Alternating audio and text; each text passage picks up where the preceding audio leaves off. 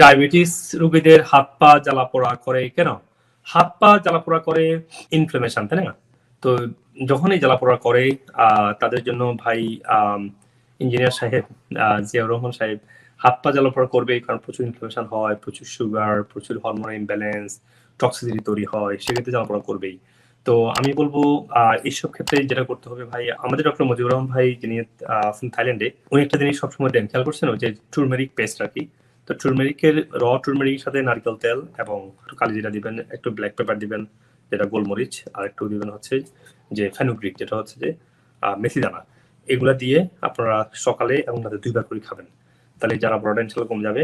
আর alkaline ওয়াটারটা খান, লেবু পানিটা খান। আর diabetes রোগী কেন হবে? আমরা এত কথা বলি, এত লাইভ করি, ডায়াবেটিস থাকবে কেন ভাই? ডায়াবেটিস তো চলে যাওয়ার কথা।